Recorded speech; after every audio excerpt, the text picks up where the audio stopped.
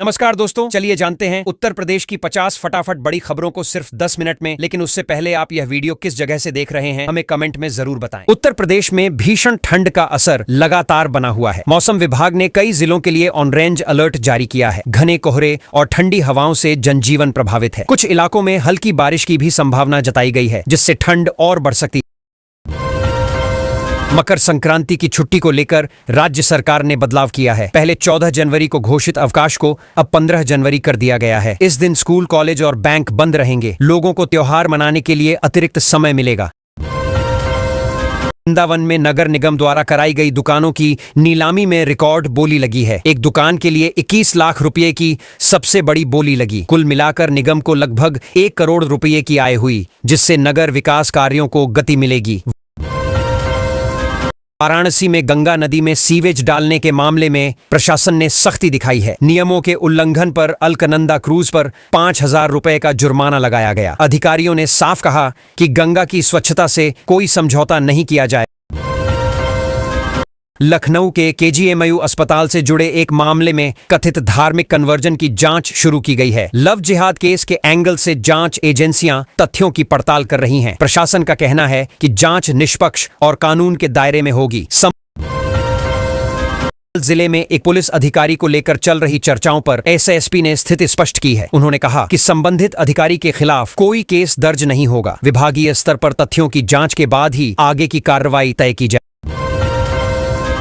आगरा में महज 26 सेकंड में मोबाइल चोरी की घटना का सीसीटीवी वीडियो वायरल हो रहा है। वीडियो में चोर की चालाकी साफ नजर आ रही है। पुलिस ने फुटेज के आधार पर जांच शुरू कर दी है और लोगों से सतर्क रहने की अपील की है। मेरठ में बंद मकान को निशाना बनाकर चोरों ने बड़ी चोरी की है। लाखों रुपए नकद और सोने चांदी के गहने ले जाए गए बच्चों की गुल्लक तक तोड़ दी गई। पुलिस ने मामला दर्ज कर आसपास के सीसीटीवी फुटेज खंगालने शुरू कर दिए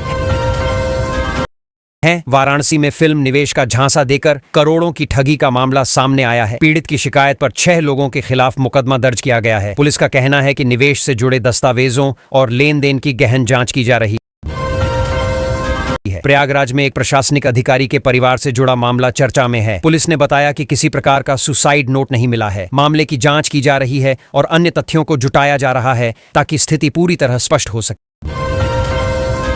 मुख्यमंत्री योगी आदित्यनाथ ने पीरागाटी प्लेटफॉर्म को उत्तर प्रदेश के लिए गेम चेंजर बताया है। उन्होंने कहा कि इससे बड़े इंफ्रास्ट्रक्चर प्रोजेक्ट्स की निगरानी आसान हुई है। समय पर निर्णय और क्रियान्वयन से विकास कार्यों में तेजी आई है। एक ईवी प्लांट के उद्घाटन कार्यक्रम में मुख्यमंत्री ने कहा कि उत्तर प्रदेश अब अपनी असीम संभावनाओं को ठोस नतीजों में बदल रहा है। निवेश के बेहतर माहौल से रोजगार के नए अवसर पैदा हो रहे हैं और राज्य औद्योगिक विकास की नई राह पर है। यूपी कैबिनेट ने सेमीकंडक्टर सेक्टर को बढ़ावा देने के लिए नई नीतियों को मंजूरी दी है। सरकार का उद्देश्य बड़े निवेशकों को आकर्षित करना और राज्य को टेक्नोलॉजी हब बनाना है। इससे आने वाले वर्षों में रोजगार और राजस्व दोनों बढ़ने की उम्मीद है। मुख्यमंत्री योगी ने मिशन कर्मयोगी की प्रगति की समीक्षा की है। बैठक में अधिकारियों को क्षमता निर्माण और प्रशिक्षण पर विशेष ध्यान देने के निर्देश दिए गए। सरकार का मानना 2023 तक राज्य में 1 लाख करोड़ रुपए का निवेश हो सकता है कि कुशल अधिकारी ही बेहतर शासन और तेज विकास सुनिश्चित कर सकते हैं। अयोध्या में राम मंदिर परिसर से जुड़ी सुरक्षा व्यवस्था को लेकर प्रशासन सतर्क है। एक संदिग्ध गतिविधि के बाद एक व्यक्ति को हिरासत में लिया गया। अधिकारियों ने बताया कि स्थिति पूरी तरह नियंत्रण में है और मंदिर परिसर में सुरक्षा के कड़े इंतजाम हैं। वाराणसी में ज्वेलर्स एसोसिएशन ने एक अहम फैसला लिया है। अब बुर्का, मास्क या घूंघट में आने वाली ग्राहकों को पहचान सत्यापन के बिना ज्वेलरी नहीं बेची जाएगी। एसोसिएशन का कहना है कि यह निर्णय सुरक्षा कारणों से लिया गया है।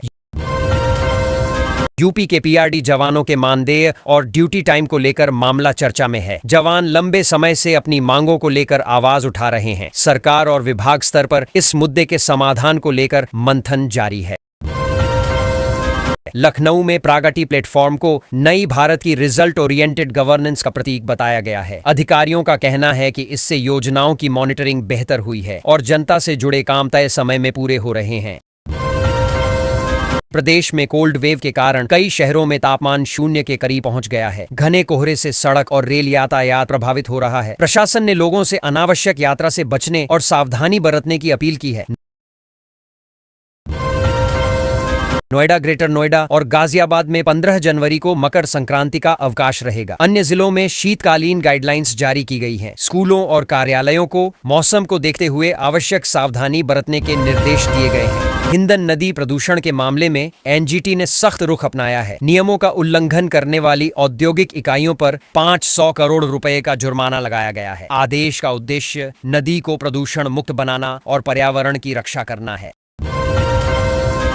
मुख्यमंत्री योगी ने कहा कि उत्तर प्रदेश अब टीम इंडिया की भावना के साथ काम कर रहा है। सभी विभाग मिलकर परियोजनाओं को समय पर पूरा कर रहे हैं। इससे विकास कार्यों की गुणवत्ता और गति दोनों में सुधार देखने को मिल रहा है। आगरा में ताजमहल में 17 जनवरी तक फ्री एंट्री की घोषणा की गई है। यह फैसला शाहजहां के उर्स के अवसर पर लिया गया है। पर्यटकों के लिए यह एक अच्छा मौका है, जिससे पर्यटन गतिविधियों में भी बढ़ोतरी होने की उम्मीद है।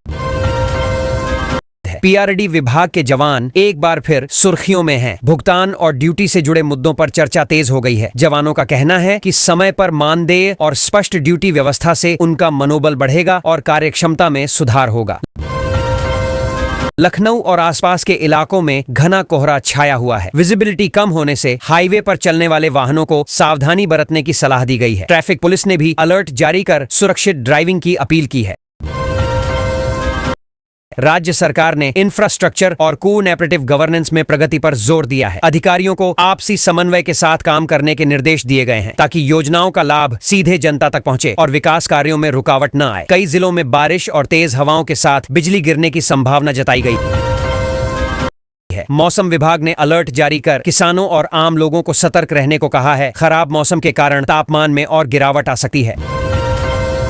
मुख्यमंत्री योगी ने ईवी सेक्टर में निवेश बढ़ाने के लिए नए प्रस्तावों को मंजूरी दी है। सरकार का लक्ष्य उत्तर प्रदेश को इलेक्ट्रिक वाहन निर्माण का प्रमुख केंद्र बनाना है। इससे रोजगार सृजन और पर्यावरण संरक्षण दोनों को बढ़ावा मिलेगा।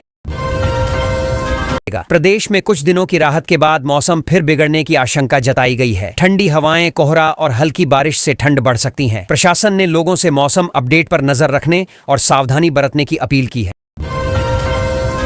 मकर संक्रांति के अवसर पर उत्तर प्रदेश में 15 जनवरी को सार्वजनिक अवकाश घोषित किया गया है। लोग पूरे उत्साह के साथ त्योहार मनाने की तैयारी कर रहे हैं। मंदिरों में पूजा दान और पतंगबाजी को लेकर खास माहौल देखने को मिल रहा है। नए बिजली कनेक्शन में मीटर के दाम 2,800 रुपये लागू कर दिए गए हैं। बिजली विभाग के अनुसार इससे उपभोक्ताओं को स्पष्ट जानकारी मिलेगी। स्मार्ट मीटर व्यवस्था से बिलिंग पारदर्शी होगी और बिजली चोरी पर नियंत्रण लगेगा। हालांकि कुछ उपभोक्ताओं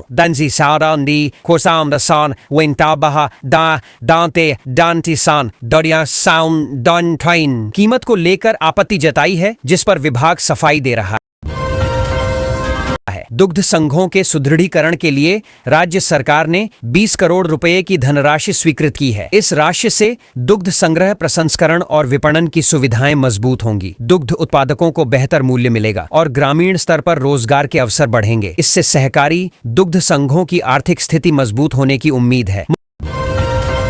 मुख्यमंत्री योगी आदित्यनाथ ने युवक महिला मंगल दल को सम्मानित करते हुए सुल्तानपुर, कासगंज और फतेहपुर को ग्रामीण स्टेडियम की सौगात दी। इस पहल का उद्देश्य ग्रामीण युवाओं को खेल सुविधाएं उपलब्ध कराना है। स्टेडियम बनने से खेल प्रतिभाओं को मंच मिलेगा, स्वास्थ्य और अनुशासन को बढ़ावा मिलेगा तथा गांवों में खेल संस्कृति मजबूत होगी।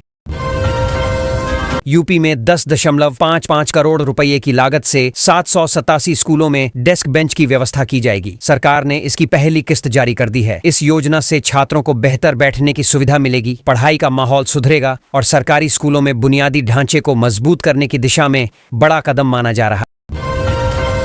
यूपी को वैश्विक एआई पावर हाउस बनाने की दिशा में सरकार गंभीर प्रयास कर रही है। कविता भाटिया ने कहा कि आर्टिफिशियल इंटेलिजेंस से शिक्षा, स्वास्थ्य, कृषि और उद्योग में क्रांतिकारी बदलाव आएगा। स्टार्टअप, निवेश और स्किल डेवलपमेंट के जरिए युवाओं को नए अवसर मिलेंगे और राज्य तकनीक के क्षेत्र में अग्रणी बनेगा। यूपी में 1 लाख गायों के गोबर से मीथेन का दोहन कर 500 करोड़ रुपए के पेट्रोलियम उत्पादों की बचत संभव बताई गई है। इस पहल से स्वच्छ ऊर्जा को बढ़ावा मिलेगा, पर्यावरण संरक्षण होगा और गोपालकों की आय में वृद्धि होगी। होगी। गो आधारित अर्थव्यवस्था को मजबूती मिलने के साथ ग्रामीण क्षेत्रों में रोजगार सृजन भी होगा। केजीएमयू के कर्मियों और चिकित्सकों ने एफआईआर न होने पर 14 जनवरी को कार्य बहिष्कार की चेतावनी दी है। कर्मचारियों का कहना है कि सुरक्षा से जुड़े मामले में प्रशासन गंभीर नहीं है। मांगे न माने जाने पर आंदोलन तेज करने की बात कही गई है, जिससे स्वास्थ्य सेवाएं प्रभावित होने की आशंका है। योगी सरकार ने 5 आईएएस अधिकारियों को प्रमोशन दिया है। सूची में संजय प्रसाद सहित कई वरिष्ठ अधिकारी शामिल हैं। इस निर्णय से प्रशासनिक ढांचे में अनुभव और नेतृत्व को मजबूती मिलेगी। प्रमोशन के बाद अधिकारियों को नई जिम्मेदारियां सौंपी जाएंगी, जिससे शासन और विकास कार्यों में तेजी आने की उम्मीद है।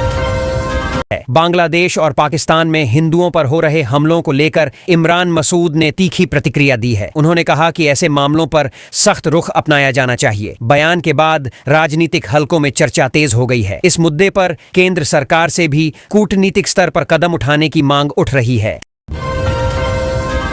3 दिवसीय उर्स के दौरान ताजमहल में निःशुल्क प्रवेश की घोषणा की गई है। पीटीआई के अनुसार इससे श्रद्धालुओं और पर्यटकों को बड़ी राहत मिलेगी। प्रशासन ने सुरक्षा और भीड़ प्रबंधन के विशेष इंतजाम किए हैं। उर्स के मौके पर सांस्कृतिक सौहार्द और ऐतिहासिक धरोहर से जुड़ाव को बढ़ावा मिलेगा। बंदर के अधजले अवशेष मिलने के बाद युवक को बांधकर पीटने का वीडियो वायरल हुआ है। घटना से कानून व्यवस्था पर सवाल खड़े हुए हैं। पुलिस ने मामले का संज्ञान लेते हुए जांच शुरू कर दी है। अधिकारियों का कहना है कि दोषियों के खिलाफ सख्त कार्रवाई की जाएगी और अफवाह फैलाने वालों पर भी नजर रखी जा रही है। पृथक राज्य की मांग को लेकर 17 फरवरी को महापंचायत आयोजित करने की घोषणा की गई है। आयोजकों का कहना है कि इसमें बड़ी संख्या में लोग शामिल होंगे। मांग को लेकर लंबे समय से आंदोलन चल रहा है। प्रशासन स्थिति पर नजर बनाए हुए है और शांति व्यवस्था बनाए रखने के लिए आवश्यक तैयारियां की जा रही हैं।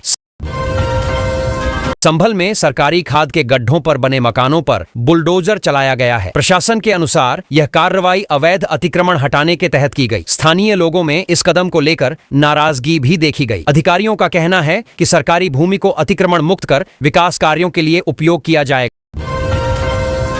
यूपी में गाय को मजबूत अर्थव्यवस्था का आधार बनाने की दिशा में काम किया जा रहा है। बड़ी संख्या में गोपालकों को योजनाओं से लाभ मिलेगा। गोवंश संरक्षण, दुग्ध उत्पादन और जैविक खेती को बढ़ावा देने पर जोर है। इससे ग्रामीण आय बढ़ेगी और पारंपरिक कृषि पशुपालन को नई मजबूती मिलने की उम्मीद है।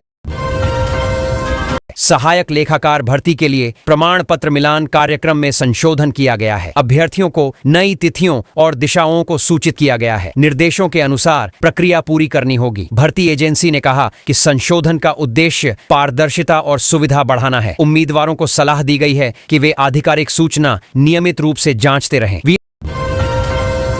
छठी 2025 में सौराष्ट्र और कर्नाटक ने वीजेडी नियम से सेमीफाइनल में जगह बना ली है। मैच में हार्विक और पडिक्कल का शानदार प्रदर्शन देखने को मिला। दोनों खिलाड़ियों ने अहम रन बनाए। इस जीत के साथ टीमें खिताबी दौड़ में मजबूत दावेदार बन गई हैं और दर्शकों में उत्साह बढ़ गया है। योगी सरकार की पहल से जेवर अंतर्राष्ट्रीय हवाई अड्डा देश का सबसे ग्रीन एयरपोर्ट बनेगा। यहां सौर ऊर्जा, जल संरक्षण और पर्यावरण अनुकूल तकनीकों का उपयोग किया जाएगा। इससे कार्बन उत्सर्जन कम होगा और टिकाऊ विकास को बढ़ावा मिलेगा। परियोजना से निवेश, रोजगार और क्षेत्रीय विकास को नई गति मिलने की उम्मीद है। स्टार्टअप इंडिया के तहत उत्तर प्रदेश में तेजी से मजबूती मिल रही है। राज्य में कुल 19,042 मान्यता प्राप्त स्टार्टअप हो चुके हैं। सरकार की नीतियों, फंडिंग सहायता और इंक्यूबेशन सेंटरों से उद्यमियों को लाभ मिला है। इससे नवाचार को बढ़ावा मिला, युवाओं को रोजगार मिला और अर्थव्यवस्था को नई दिशा मिली। माघ मेला में मकर संक्रांति स्नान के लिए श्रद्धालुओं की भारी भीड़ उमड़ रही है। दूर दूर से लोग संगम तट पहुंच रहे हैं। प्रशासन ने सुरक्षा, स्वच्छता और यातायात के पुख्ता इंतजाम किए हैं। श्रद्धालु आस्था की डुबकी लगाकर पुण्य लाभ ले रहे हैं, जिससे पूरे क्षेत्र में धार्मिक उत्साह का माहौल बना हुआ है। लोकबंधु अस्पताल में फायर उपकरण लगाने का काम जल्द पूरा करने के निर्देश दिए गए हैं। सुरक्षा मानकों को ध्यान में रखते हुए अग्निशमन व्यवस्था मजबूत की जा रही है। इससे आपात स्थिति में मरीजों और कर्मचारियों की सुरक्षा सुनिश्चित होगी। अस्पताल प्रशासन ने समयबद्ध तरीके से कार्य पूरा करने का आश्वासन दिया है। सब्जी बेच रही एक किशोरी से नशेड़ी बुजुर्ग द्वारा अश्लीलता किए जाने का मामला सामने आया है। घटना से इलाके में आक्रोश फैल गया। लोगों ने आरोपी के खिलाफ सख्त कार्रवाई की मांग की है। पुलिस ने मामले की जांच शुरू कर दी है और पीड़िता को न्याय दिलाने का भरोसा दिया गया है। पिछले 24 घंटे में 67,000 से अधिक लोगों ने मतदाता बनने के लिए आवेदन फॉर्म भरे हैं। निर्वाचन विभाग के अनुसार यह आंकड़ा जागरूकता का संकेत है। नए मतदाता लोकतांत्रिक प्रक्रिया में भागीदारी बढ़ाएंगे। प्रशासन ने आवेदन प्रक्रिया को सरल और पारदर्शी बनाने के लिए ऑनलाइन सुविधाएं उपलब्ध कराई हैं। 8वें वेतन आयोग को लेकर कर्मचारी संगठनों ने चिंता जताई है। एसोसिएशन का कहना है कि महंगाई के मौजूदा स्तर को देखते हुए समय पर आयोग का गठन जरूरी है। कर्मचारियों को उम्मीद है कि वेतन संरचना में सुधार होगा। संगठन सरकार से जल्द निर्णय लेने और स्पष्ट रोड मैप घोषित करने की मांग कर रहे हैं। सरकारी नौकरी के आवेदनों में पूर्ण और सही जानकारी देना निष्पक्षता की बुनियादी आवश्यकता है। न्यायालय ने कहा कि गलत या अधूरी जानकारी देने से चयन प्रक्रिया प्रभावित होती है। ऐसे मामलों में कार्रवाई उचित है। यह टिप्पणी पारदर्शिता और ईमानदारी को बढ़ावा देने के उद्देश्य से महत्वपूर्ण मानी जा रही है।